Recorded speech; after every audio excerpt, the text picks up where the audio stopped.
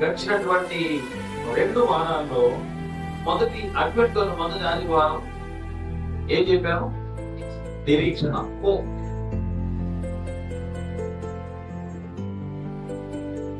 రెండవ ఆదివారం అయిపోయింది. 3వ ఆదివారం ఏం చెప్పాను? సమాధానం, పీస్. ఈ ఆదివారం జాయ్, లవ్, ఓకే, లవ్, ప్రేమ. 4వ ఆదివారం వచ్చారు.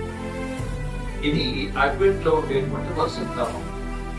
అయితే ఈరోజు దేవుని బిడ్డలారా, ఈ 2 పాఠాల్లో ఉండేటువంటి సందేశాన్ని సంక్షిప్తపరిచి మీకు కొన్ని విషయాలు చెప్పాలని ఈ థీమ్ని పక్కన పెడదాం. ఈ రోజుకి థీమ్ను పక్కన పెట్టి దీంట్లో నుంచి ఆ ప్రేమకు సంబంధించినటువంటి అంశాలు నాకు పెద్దగా దోహదపడాలి, నా దృష్టికి కనిపించిన. అందుకని వాక్యములో ఉండేటువంటి సత్యాన్ని మనం గ్రహించడానికి ప్రయాసపడదాం. ఇక్కడ కొరింథీయులకు రాసినటువంటి పత్రిక, పౌలు కొరింథీయులకు రాసిన మొదటి పత్రిక 4వ అధ్యాయం మొదటి 5 వచనాల్లో కొరింథీ సంఘంలో దేవుని సేవకుడు తన పని సమర్థవంతంగా జరిగించాలి అని, అందులో విమర్శకు చోటు ఉండకూడదు అని పౌలు భక్తులు తెలియపరుస్తున్నాడు. కానీ నేను ఎవరి చేతనైనా విమర్శింపబడము నాకు ఇష్టం లేదు, నన్ను నేనే విమర్శించుకోలేను, కానీ దేవుడే విమర్శకుడు అని తెలియపరుస్తున్నాడు.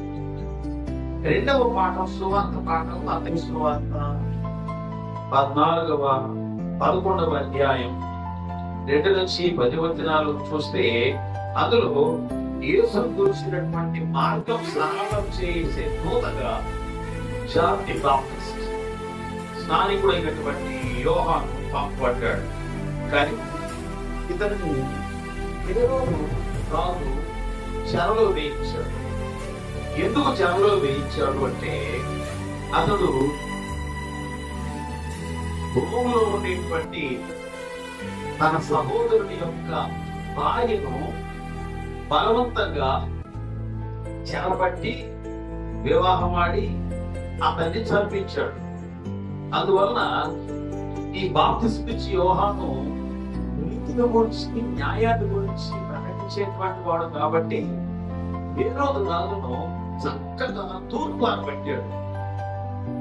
యథా రాజా తథా ప్రజ కదా, రాజు ఎలా ఉంటాడో ప్రజలు కూడా అలాగే ఉంటారు. ఈ రాజు ఇంత దుర్మార్గుడు, అతనికి నీతి నియమాలు లేవు, కాబట్టి దేవుడికి శిక్ష గురవుతారు అని యోహాను, బాప్తిస్మం ఇచ్చే యోహాను హేరోదు గురించి పూర్వాన్ని బట్టి విమర్శించినాడు. దానికి కోపొద్దుడైనటువంటి హేరోదు ఇతన్ని చెరలో వేయించాడు, జైల్లో పెట్టించినాడు. ఎవరిని? బాప్తిస్మం ఇచ్చే యోహాను. అలాగే ఆ తర్వాత